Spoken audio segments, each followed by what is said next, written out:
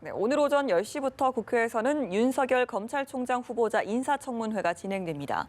야당은 송곳 검증을 벼르고 있고 여당은 방어 전략을 짜면서 긴장감이 감돌고 있는데요. 국회 취재기자 연결해서 청문회 쟁점 짚어보겠습니다. 정주희 기자. 네, 윤석열 검찰총장 후보자 인사청문회에서는 윤 후보자 본인과 가족의 도덕성 문제가 최대 쟁점이 될 전망입니다. 한국당은 먼저 윤우진 전 용산세무서장 사건을 정조준하고 있습니다. 윤 후보자가 자신과 가까운 사이인 윤대진 법무부 검찰국장의 친형 윤 전 세무서장 사건에 영향력을 행사했다고 의심하고 있는 건데요.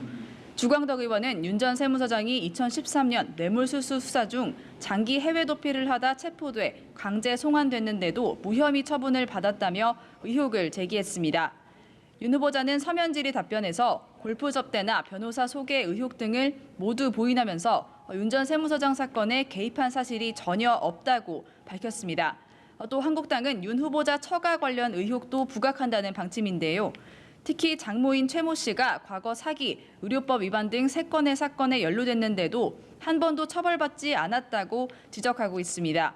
한국당은 윤우진 전 용산세무서장을 비롯해 증인 3명이 잠적한 점, 또 윤 후보자가 개인정보를 이유로 국회 요구 자료를 거의 제출하지 않았다는 점도 따져 물을 계획입니다.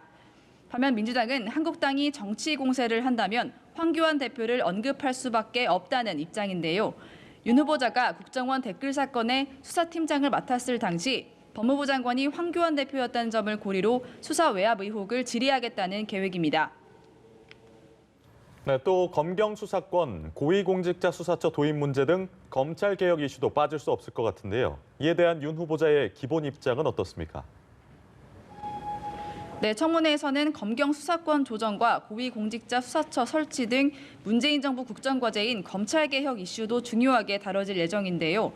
윤 후보자는 서면 답변서에서 검경 수사권 조정의 최종 결정은 국민과 국회의 권한이며 공직자로서 국회의 결정을 존중하겠다고 답했습니다. 그러면서 형사사법 시스템은 국민의 권익과 직결되기 때문에 한치의 시행착오가 있어서는 안 된다고 밝혔습니다.